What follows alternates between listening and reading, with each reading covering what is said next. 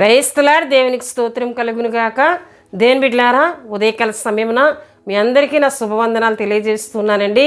ప్రతిదినం దేవుడిచ్చిన వాగ్దానంతో మీ ముందుకు వచ్చే కృపను దేవుడు మాకు ఇస్తున్న విధానాన్ని బట్టి దేవునికి కృతజ్ఞతాస్తుతులు చెల్లిస్తూ ఉన్నానండి. హల్లెలూయా.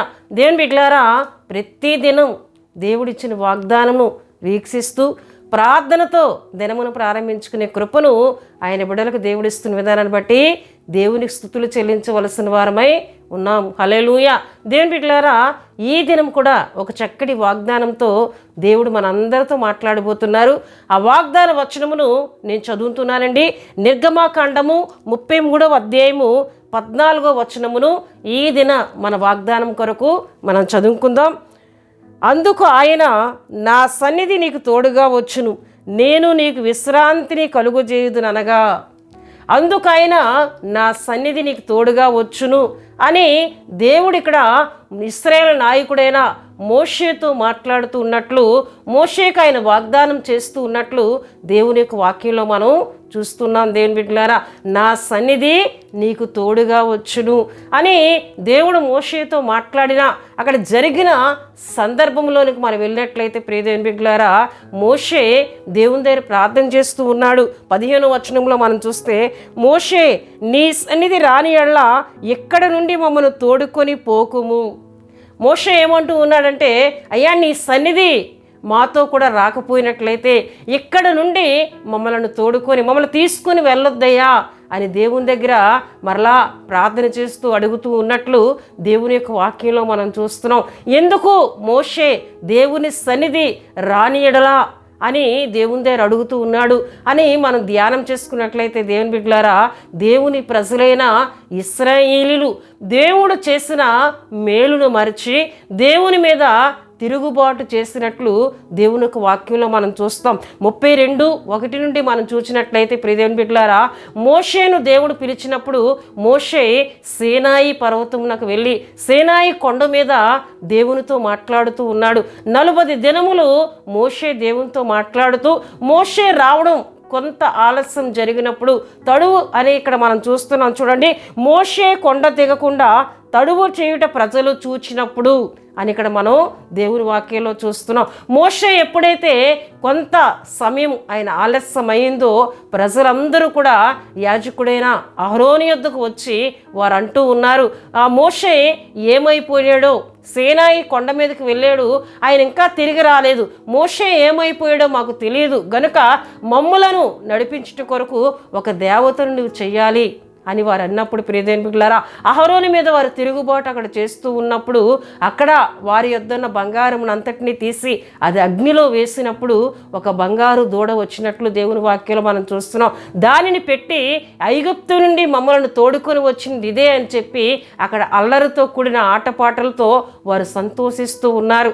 ఈ విషయం ప్రియ దేవుని బిడ్డలారా దేవుడు చూచి మోషేను కిందకు పంపినప్పుడు ప్రియ దేవుని బిడ్డలారా అక్కడ ఆ అల్లరిని మోషే ఆపినట్లు దేవుని వాక్యంలో మనం చూస్తున్నాం.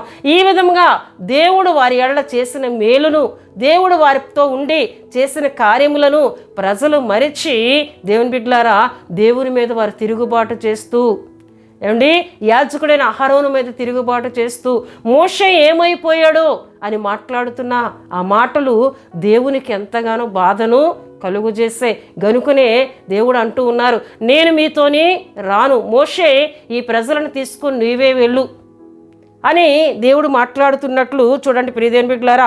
33వ అధ్యాయము దేవుని బిడ్డలారా 2వ వచనంలో మనం చూస్తే, నేను నీకు ముందుగా దూతను పంపి కానానీయులను, అమోరీయులను, హిత్తీయులను, పెరిజ్జీయులను, హివ్వీయులను, యోబీసీయులను వెళ్ళగొట్టెదను, మీరు లోబడనొల్లని ప్రజలు గనుక నేను మీతో కూడా రాను, త్రోవలో మిమ్మును సంహరించదునేమో అని మోషేతో చెప్పెను. ఒకవేళ ఈ ప్రజలు చేస్తున్న పనులను బట్టి మార్గములోనే నా కోపం వారి మీదకి వస్తుందేమో గనుక నేను రాను, నా దూతను నీకు ముందుగా పంపుతాను, నువ్వు వెళ్ళు మోషే వీరందరినీ తీసుకునని దేవుడు మాట్లాడుతూ ఉన్నారు. అయితే ప్రియ దేవుని బిడ్డలారా, మోషేకి దేవుడు ఆగిపోవుట, దేవుని సన్నిధి వారితో రాకపోవుట ఏమాత్రం కూడా ఇష్టము లేదు. ఎందుకంటే మోషేతో దేవుడు వచ్చినప్పుడే ఎన్నో అద్భుత కార్యములను ఇశ్రాయేలు నాయకుడైన మోషే చూచాడు. ఎర్ర సముద్రము ఎట్టి రీతిగా పాయలుగా చేయబడిందో, ఇశ్రాయేలు ప్రజలు ఎట్టి రీతిగా ఆరిన నేల మీద నడిచారో, ఈ అద్భుతమైన కార్యములను మోషే చూచాడు గనక ఆయన నాతో ఉంటే ఎటువంటి అద్భుత కార్యమైనా చేయగలడు, ఎటువంటి అద్భుత కార్యమైనా చేసి నడిపించగలడు. ఒకవేళ ఆయన రాకపోతే ఇటువంటి కార్యాలు జరగవు గనుక అయ్యా నువ్వు నాతో రావాలని మోషే ప్రాధేయపడుతూ ఉన్నాడు. అంతేకాకుండా ప్రియ దేవుని బిడ్డలారా, ఏమండి, దేవుని వాక్యంలోకి వెళ్తూ ఉన్నప్పుడు అమాలేకీయులు ఇశ్రాయేలు మీదకి వచ్చి వారితో యుద్ధము చేసినప్పుడు అక్కడ దేవుడు గొప్ప జయమును కలుగు చేసినట్లు నిర్గమాకాండము 17వ అధ్యాయంలో మనం చూస్తాం. అంటే దేవుడు మోషేతో ఉన్నప్పుడు ఎటువంటి జయాలు పొందుకున్నాడో మోషే ఎరిగాడు. ఆ శక్తిని, అద్భుత కార్యములను మోషే హృదయంలో ఉన్నాయి గనక ఏమండి దేవుడు తనతో ఉండాలని ఆశ కలిగి ఉన్నాడు. కానీ ఇక్కడ ఉన్న ఇశ్రాయేలు ప్రజలు ఆ కార్యాలన్నీ మరిచిన వారై ఏమండి వారి కొరకు ఒక దేవుడిని చేసుకునే ఆత్మీయతలోకి వారు వెళ్ళిపోయారు. గనుక దేవుడు అంటున్నారు, నేను మీతో కూడా రాను.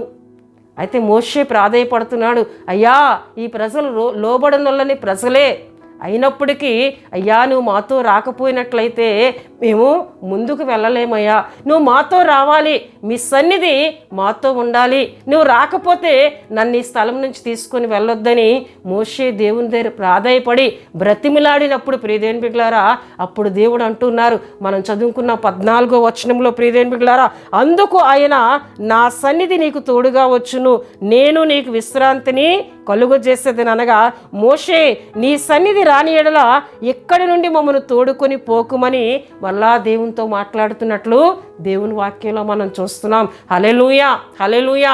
దేవుని బిడ్డలారా, దేవుని సన్నిధి, దేవుడు తనతో ఉంటే ఎంత మేలు ఉందో, ఎంత ఆశీర్వాదం ఉందో మోషే తెలుసుకున్నాడండి. ఆయన మనతో ఉంటే జరిగే అద్భుతాలు గొప్పవి. ఆయన మనతో వచ్చినట్లయితే ఏమండి జరిగే కార్యాలు ఎంతో గొప్పవి. శత్రువుల మీద జయం పొందుకోగలం, సమస్యల మీద జయాన్ని పొందుకోగలం అనేటటువంటి ఆత్మీయత, అంత శక్తిని మోషే తెలుసుకుని ఉన్నాడు. కానీ ఇశ్రాయేలీయులు తెలుసుకోలేకపోయారండి. వారు లోబడనొల్లని ప్రజలుగా ఉన్నారని దేవుడు అంటూ ఉన్నారు. వారు లోబడట్లేదయ్యా మోషే, వారు వ్యతిరేకంగా ఉన్నారు. అంతేకాకుండా అహరోను కూడా ఇశ్రాయేల్ విషయంలో ఏమంటూ ఉన్నాడని మనం చూసినట్లయితే చూడండి ప్రియదేవుని బిడ్డలారా 32వ వచనం ఏమండి 22లో మనం చూస్తే, అహరోను నా ఏలినవాడా నీ కోపం మండనీయకము, ఈ ప్రజలు దుర్మార్గులను మాట నీ వెరుగుదువు. మోషే అంటున్నాడు అహరోను యొద్దకు వచ్చి, నీవెందుకు ఇటువంటి కార్యం చేస్తావు అంటే, వీరు దుర్మార్గులు, వీరు ఎటువంటి వారు నీకు తెలుసు కదా మోషే, వీరు దుర్మార్గులు, లోబడనొల్లని ప్రజలు, గనుకనే నేను అటువంటి పని చేయవలసిన ఏమండి అవసరత ఏర్పడిందని అహరోను అంటూ ఉన్నాడు. దేవుని బిడ్డలారా, ఉదయకాల సమయంలో దేవుడు మనందరితో మాట్లాడుతున్నారు. మనం లోబడే వారంగా ఉండాలి, దేవునికి లోబడే ఆత్మీయతను కలిగి ఉండాలి. అప్పుడే ఆయన సన్నిధి మనతో ఉంటుందని, ఆయన సన్నిధి మనతో ఉంటే జరిగే అద్భుతాలు గొప్పవిగా ఉంటాయని దేవుడు ఉదయకాల సమయంలో ఆయన మాట్లాడుతున్నారు. ఆయన సన్నిధి మనతో ఉంటే దేవుని బిడ్డలారా చూడండి, కీర్తనలు 21:6లో మనం చూసినట్లయితే, నిత్యము ఆశీర్వాద కారకుడిగా నుండినట్లు నీవు అతను నియమించి ఉన్నావు, నీ సన్నిధిని సంతోషంతో అతను ఉల్లసింపజేసి ఉన్నావు అని ఇక్కడ దావీదు విషయమే దేవుడు మాట్లాడుతున్నట్లు దేవుని వాక్యంలో మనం చూస్తున్నాం. నిత్యము ఆయన సన్నిధి తోడుగా ఉంటే ఆశీర్వాదములకు కారకులుగా మనం ఉంటాం. అంతేకాకుండా నీ సన్నిధిని సంతోషంతో అతన్ని నుల్లసింపజేసి ఉన్నావు అంటే, ఆయన సన్నిధి మనతో ఉంటే మనం నిత్యము సంతోషంగా ఉంటాం, ఆనందంగా ఉంటామని దేవుని యొక్క వాక్యంలో మనం చూస్తున్నాం. అంతేకాకుండా ప్రియదేవుని బిడ్డలారా, దేవుడు రేఖాబీయులు అని ఒక సంతతి వారు ఉన్నారు. వారికి ఆయన సన్నిధిలో నిలిచే గొప్ప ధన్యతనిచ్చినట్లు కూడా మనం చూస్తున్నాం. ఎందుకంటే దేవుని బిడ్డలారా, వారు తమ పితరుడైన యెహోనాదాబు చెప్పిన మాటకు లోబడి వారు కొన్ని కట్టడాలకు ఏమండి తల వంచినట్లు వాటిని వారు ఆచరించినట్లు ప్రియదేవుని బిడ్డలారా ఇర్మియా గ్రంథం 35:5 నుండి మనం చదివినట్లయితే అక్కడ దేవుని వాక్యంలో మనకు కనిపిస్తూ ఉంటుంది. వారిని దేవుని బిడ్డలారా ఇశ్రాయేలు ముందు యూదుల ముందు పెట్టి వారు కలిగి ఉన్న ఆత్మీయతను చెప్పుతూ దేవుడు మాట్లాడుతున్నారు. రేకాబీయులు నా సన్నిధిలో నిలిచే గొప్ప ధన్యతని నేను ఇస్తానని చూడండి ఇర్మియా గ్రంథము 35వ అధ్యాయము 19లో మనం చదివినట్లయితే, కాబట్టి ఇశ్రాయేలు దేవుడును సైన్యములకు అధిపతికి యెహోవా సెలవిచ్చినదేమనగా నా సన్నిధిలో నిలుచుటకు రేకాబు కుమారుడైన యెహోనాదాబునకు సంతతివాడు ఎన్నడూ నుండక మానడు. హల్లెలూయా హల్లెలూయా. వారు ఒక మనిషిని మాటకే అంత తల వంచుతున్నారు. ఒక మనుషుడి ద్వారా నియమించిన కట్టడాలకే అంత విధేయత కలిగి వారు ఆచరిస్తున్నారు. వారు నా సన్నిధిలో ఉండినట్లయితే నన్ను కూడా వారు గౌరవిస్తారు. ఎందుకంటే వారిలో విధేయత ఉంది, వారు లోబడే తత్వం ఉంది, వారు మాటను వినే తత్వం వారిలో ఉంది. గనుక నా సన్నిధిలో నిలుచుటకు రేకాబు సంతతి వారిలో ఒక్కడు కూడా ఉండక మానుడు. అంటే వారి సంతతిలో ఉన్నవారిని నా సన్నిధిలో నిలిచేటటువంటి ఆశీర్వాదం నేను వారికి ఇవ్వబోతూ ఉన్నానని దేవుడు మాట్లాడుతూ ఉన్నారండి. హల్లెలూయా హల్లెలూయా.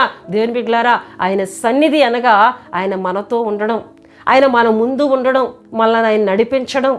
కనుక ఆయన మనతో ఎప్పుడు ఉంటారు, ఎప్పుడైనా మనల్ని నడిపిస్తారు, మనకు ముందుగా ఎప్పుడైనా నడుస్తారంటే ఆయన మాటకు మనం లోబడినప్పుడు, ఆయనకు విధేయులుగా మనం ఉండినప్పుడు, ఆయనను మనం గౌరవించినప్పుడు, ఆయనను మనం ప్రేమించినప్పుడు, ఆయన చెప్పిందంతా మనం చేస్తూ ఉన్నప్పుడు ఆయన మనతో ఉంటారు. మన ముందుగా ఆయన సన్నిధిని ఉంచుతారు. మనకు ఎదురవుతున్న ప్రతి సమస్య నుండి పరిష్కారం కలుగజేసి గొప్ప జయమును కలుగజేసి మనల్ని నడిపించే గొప్ప దేవుడునని ఆయన ఉదయకాల సమయంలో మాట్లాడుతున్నారు.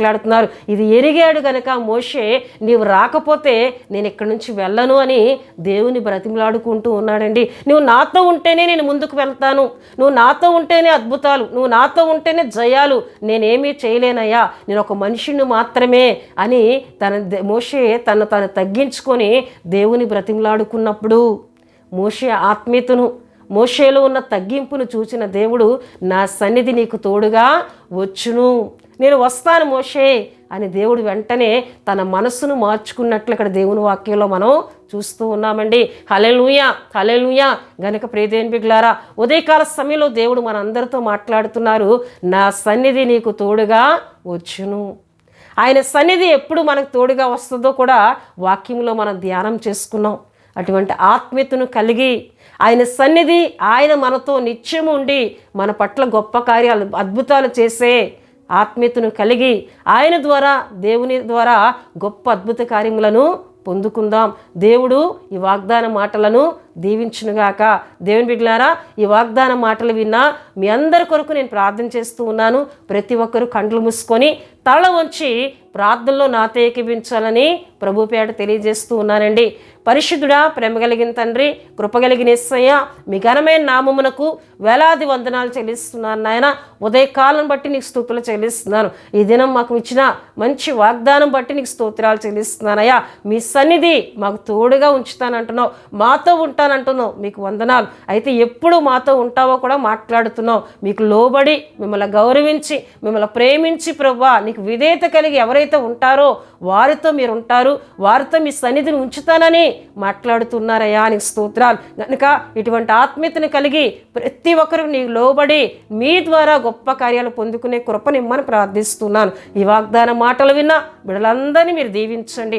ఎవరైనా బలహీనులుగా ఉండినట్లయితే మీ గాయపడిన హస్తం ద్వారా వారి సర్వ శరీరములు ముట్టమని ప్రార్థిస్తున్నాను. పరిపూర్ణ స్వస్థత, ఆరోగ్యమును నజరుడైన యేసుక్రీస్తు నామములో దయచేయమని ప్రార్థిస్తున్నాను. తండ్రి మీకు వందనాలు. దినమంతయు రాకపోకల్లో మీరు తోడుగా ఉండండి. నిబడలు చేస్తున్న ప్రతి పనిలో మీ సన్నిధి, మీ కాపుదల, మీ కృప తోడుగా ఉంచి దినమంతా నడిపించమని యేసు నామములు అడుగుచున్నాం తండ్రి. ఆమేన్. యేసు రక్తమే జయం, ప్రభుయేసు రక్తమే జయం, ప్రభుయేసు రక్తం సంపూర్ణమైనది, అపవాది క్రియలకనంత నాశనం కలుగునుగాక. ఆమేన్ ఆమేన్ ఆమేన్. దేవుడు మిమ్ములను మీ కుటుంబములను బహుగా దీవించునుగాక. ఆమేన్.